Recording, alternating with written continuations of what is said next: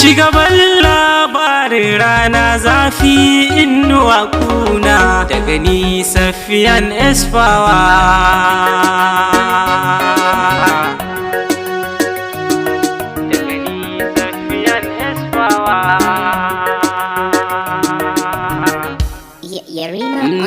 Rana zafi inuwa kuna na shiga rudani, a rashin sani yau gana tarkon so da kauna. Inuwa kuna na shiga rudani.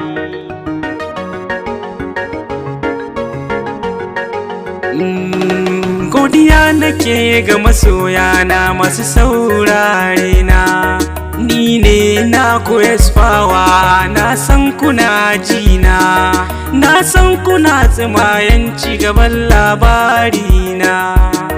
In kun tuna a baya na je in ga sahiban raina, wace mama na ta haɗa mu ta ce in je mu gana. Mun kulla soyayya tun har mun saba da juna, soyayya ta yi nisa har an saman na rana. An sanya ranar aurenmu da ni da hubbina, akwan a tashi kamar wasa an ɗaura aurena. An ɗaura aurenmu ‘yan uwana suna taya ni murna, na yi sa'a suke ce mini na samo mai sona. Kyakkyawa ce san kowa dole ka jinjina, kyawu na tabe misaltuwa ni iya sani na. Ka san abinka da sabon shiga duniyar kauna, na kamu da soyayyar ta shige raina. Mun ɗauki lokuta mai tsawo muna tare da juna, komai take so nake yi mata ban so ta ɓata ranta. Anko kala-kala in ta biɗa ban fashin yi mata, farin cikinta nake so kullum ba na ɓata ranta.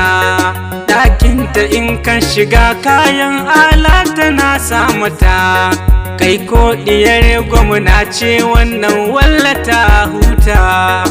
Tsakanina da mama na waiwa ya fi santa, ita ce take faɗin wannan in mun zauna ni da ita. Cefane idan na bata kuɗi mama ta ƙara mata, na sai mota wa mama na, mama ta ce ba bukata in je in baiwa matata, ita amana ce a gunta. Ita girma ya kamata me za ta yi da mota, an ban kujeran hajji biyu na ce za na je da mamata. Na faɗa wa mamata, mama ta ce na je da matata. Matuƙa na so mama na ta nuna wa matata, ta ɗauke ta tamkar ‘yarta kullum tana yabanta. So hanna ganin laifin wanda kake ma bai fahimta, so in yayi kamu zuciya tamkar tana makanta. So shi yake samar da natsuwa zuciya ta huta, a zato na so na tare damuwa in za ta gifta. Rana guda kwatsam mama na ta ce za na ƙara aure, ni ma haihuwa ta yi dole za na ƙara aure.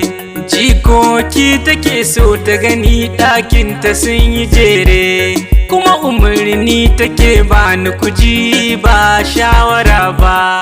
Yanzu ne fa inuwa za ta fara ƙuna.